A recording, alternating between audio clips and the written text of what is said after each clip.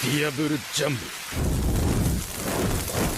J'ai l'impression de dire ça très souvent, mais un grand nombre de mystères dans One Piece n'ont pas encore été résolus malgré toutes ces années d'aventure, les petits mystères comme les gros. Il y en a un qu'absolument tout le monde connaît, qui attise un peu parfois la curiosité de certains, mais on n'en parle encore que trop peu à mon goût. Comme vous l'aurez deviné grâce au titre de la vidéo, il s'agit de l'identité du monstre qu'abrite le terrifiant triangle de Florian.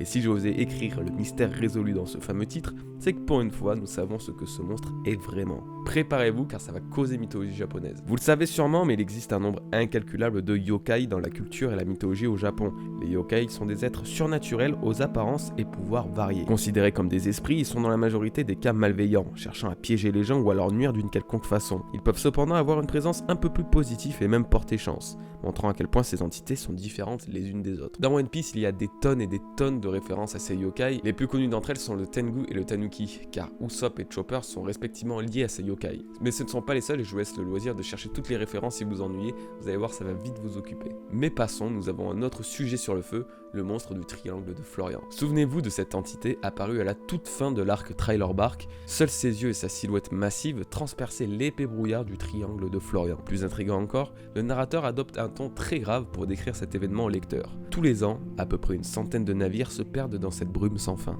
C'est un profond et très ancien mystère qui existe depuis bien longtemps avant même ce jour d'il y a 10 ans où l'extraordinaire navire pirate Trailer Bark a pour la première fois jeté l'ancre dans ses eaux. Quelle chance que la brume soit si épaisse en ce jour car cette silhouette qui se dessine sur cette mer n'est dissimulée que par son épais voile blanc. C'est très rare, moi-même, on va dire unique ou exceptionnel, que dans One Piece un ton si grave soit adopté pour parler de quelque chose, accentuant une fois de plus l'importance et la gravité de ce mystère. Mais quel est ce monstre? Aura-t-il une importance dans le futur? Vous vous doutez bien que si je parlais de mythologie japonaise ou de yokai un peu plus tôt, etc., c'est pas pour me la péter ou pour changer de sujet. Si je vous en ai parlé, c'est simplement que cette entité du triangle de Florian se retrouve aussi dans le folklore japonais. Mais quand je vous dis que certaines entités peuvent être bénéfiques, ce n'est absolument pas le cas de celle-ci. Donc dans la mythologie japonaise, il existe des monstres marins nommés Umibozu, qui parcourent les hautes mers à la recherche de bateaux de pêcheurs malchanceux pour les faire chavirer et les noyer. Les Umibozu ont une apparence particulière. Ils auraient une forme humanoïde avec une peau très sombre, une tête ronde et immense au crâne rasé,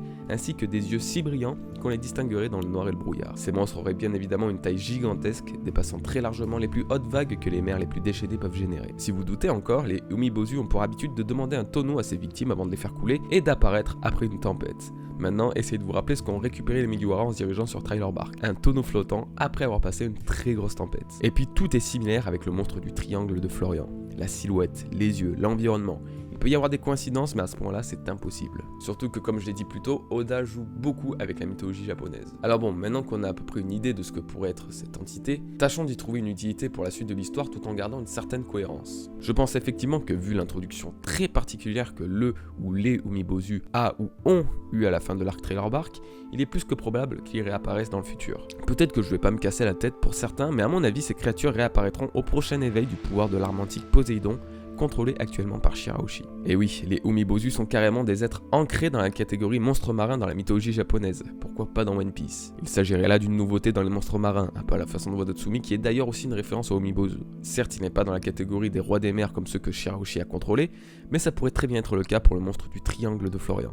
Ils auraient donc une forme titanesque, ne pourraient pas parler, et seuls ceux qui ont la capacité d'entendre la voix de toute chose, ou Shirahoshi, pourraient les entendre et les comprendre. Et à la grande différence des rois des mers normaux, les Umibozu pourraient littéralement accoster sur une île et la ravager, ou peut-être même encore gravir Red Line pour se rendre sur Marie-Joise et leur faire goûter le pouvoir de Poséidon.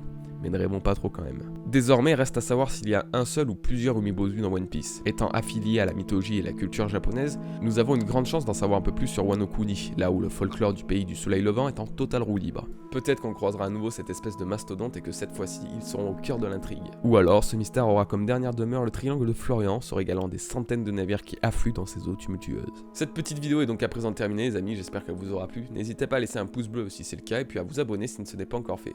On se dit à vendredi pour la review, peace.